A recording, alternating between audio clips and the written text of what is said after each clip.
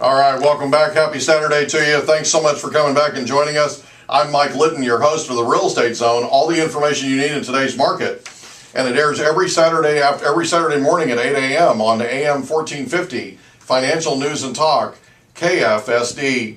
Our mission here is to promote homeownership, and Habitat for Humanity promotes homeownership like no other. We're working with Habitat for Humanity San Diego to build a project in Escondido that consists of 10 duplex units and a home specifically designed for a beneficiary of the Wounded Warrior Foundation. We have opportunities for corporate sponsorship. We have opportunities for individuals to sponsor the project. We also have lots of volunteer opportunities. If you're a team, if you're part of an office, you can bring the members of your office. We've done this, and it's a great team building opportunity. Bring the members of your office and come out for a day, put a tool belt on, swing a hammer, and have some fun. You'll laugh like you've never laughed before, and your team will be a more cohesive team at the end of the day. I can tell you that from experience. We've done it in our office. If you or someone you know would like to be more involved, you can call me directly at 760-522-1227. That's 760-522-1227, or you can visit my website at sold760.com. That's sold, S-O-L-D, 760.com. We're back with Patty Flores and Chris West from our Keller Williams office in Escondido, and I wanted to take just a second and do a shameless plug, and they gave me permission during the break to do that. I have a listing in Ramona that's absolutely amazing, and it's 1935orange.com. 1935orange.com. It's on the market for $1.3 million. It's one of the nicest homes on the market in all of Southern California, and I'm not exaggerating, girls. Okay, let's talk a little bit about the market. We want to talk about what's happening out there in real estate and what you're seeing. Our listeners need to know what you as real estate professionals, and I'm talking top producing real estate professionals, what you're seeing out there, what's happening, what's the latest. Well, I would say that during the last year we have been in somewhat of a seller's market. We've transitioned from the buyer's market. The REOs, the foreclosures have gone a little on the slower side. Right. And we went into a seller's market, which means that property values were going up.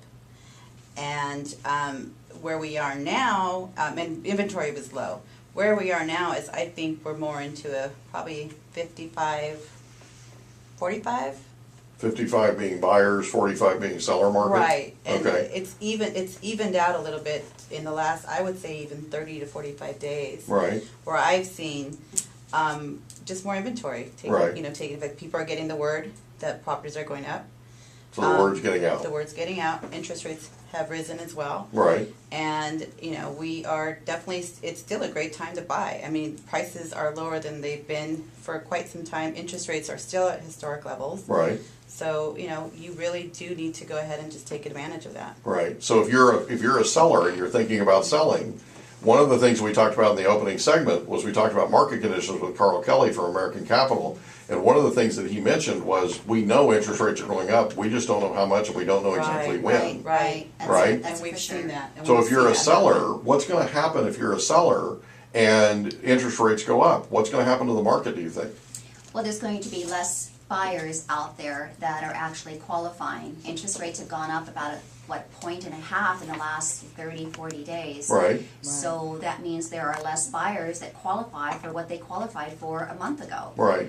So that's important if you are a buyer to get an update, have your lender go over your situation and see what you really do qualify. Right, and it's a good idea to get, when you do get pre-approved, to try to get pre-approved for a higher interest rates, and so that that you'll be able to afford this property should the property value go up. And or the interest rate. And or the interest rate, I'm sorry, and the interest rate goes up.